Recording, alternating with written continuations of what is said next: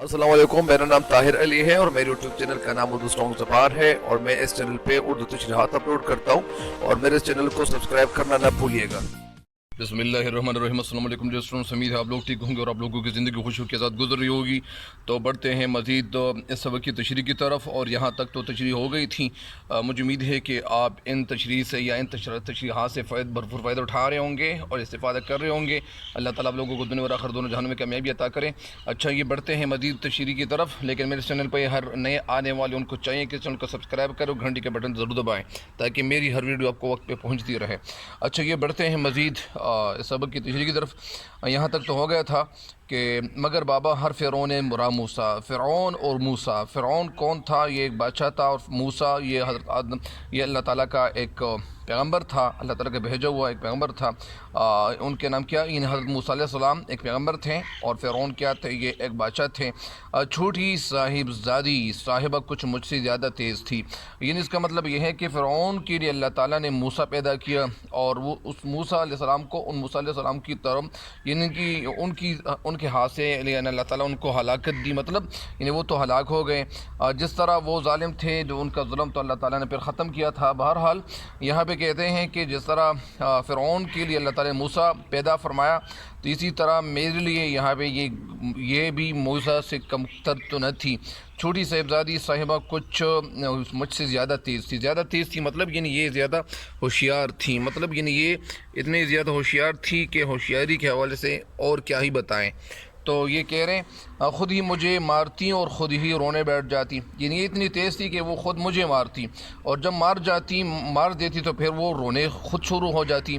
भला उनके मुकाबले में मुझ बेचारे की क्या हस्ती थी? यानी मेरी क्या हैसियत थी? मेरा कोई स्टेटस वगैरह उनके सामने वो नहीं रह सकता था। भला उनके मुकाबले में मुझ बेचारे की क्या हस्ती थी? उल्टी मुझ पर ले दे होती इल्ज़ामात लगते। ले दे होनी मतलब मुझ पर ही ले दे होती, मतलब यानी इल्ज़ामात लगते।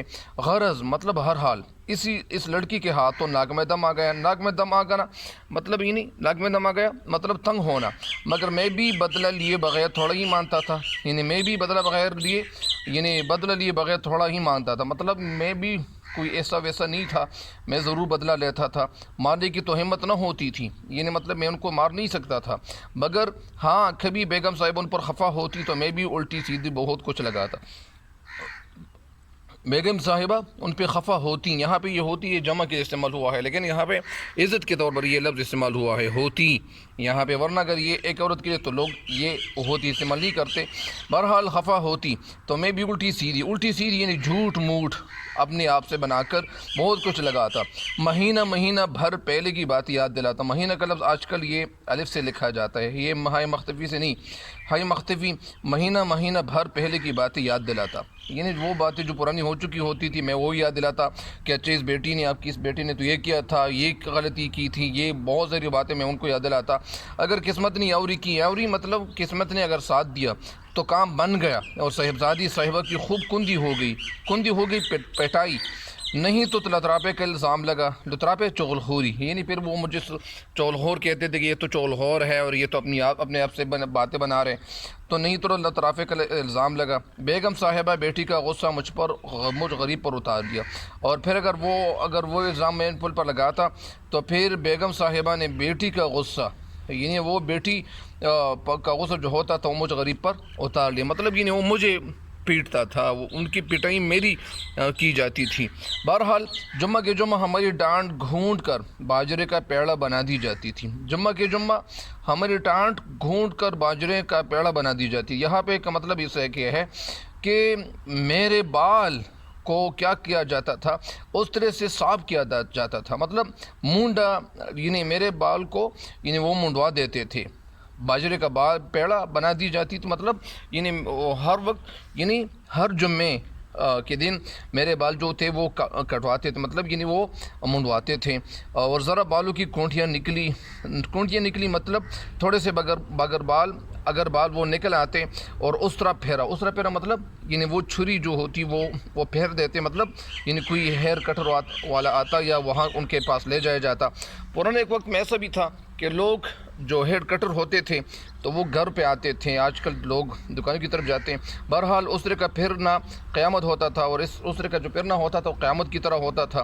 جس کے پاس سے نکلے اس نے چانٹا رسید کیا، چانٹا مطلب اس نے تپڑ رسید کیا، کچھ گھٹی ہوئی ڈانٹ پر چانٹا ایسا پڑتا ہے، اور پھر جب صاحب وہ سر سے اگر وہ بال سارے ختم ہو چکے ہوتے تھے تو وہ جو تپڑ ایسا ملتا کہ سبحان اللہ چھینٹیں اٹھ جاتی ہیں، چھینٹیں اٹھ جانا، دماغ ہل جاتا تھا۔ مارنے والے کو مزہ تو آتا تھا، یعنی مزہ آتا ہو تو آتا ہو، میرا تو بعض وقت سر بھنا جاتا تھا، یعنی سر چکرا جاتا تھا۔ اور تو اور بڑے سرکار بھی مذاق میں چلتے، 2-1 چانٹے ضرور رسید کیا کرتے تھے، اور تو اور سارے لوگ تو وہ کیا ہو گئے تھے۔ لیکن یہاں تو جو سرکار تھے، یہ جو گھر کے جو مشر تھے، جو مالک تھے، تو وہ کیا کرتے تھے، وہ بھی مذاق میں 1-2 چلتے مجھے 1 چانٹا 1 تپڑ 2 تپڑ رسید کرتے۔ تو یہاں تک تو یہ تشریح ہو گئی ہے انشاءاللہ۔ تو انشاءاللہ آئندہ تشریح بھی پارٹ 4 یا پارٹ 5 انشاءاللہ میں اپلوڈ کروں گا۔ تب تک کے لیے اللہ تعالیٰ آپ لوگوں کو خوش رکھیں، تب تک کے لیے مجھے دیجیے گا اجازت۔ اللہ نگہبان۔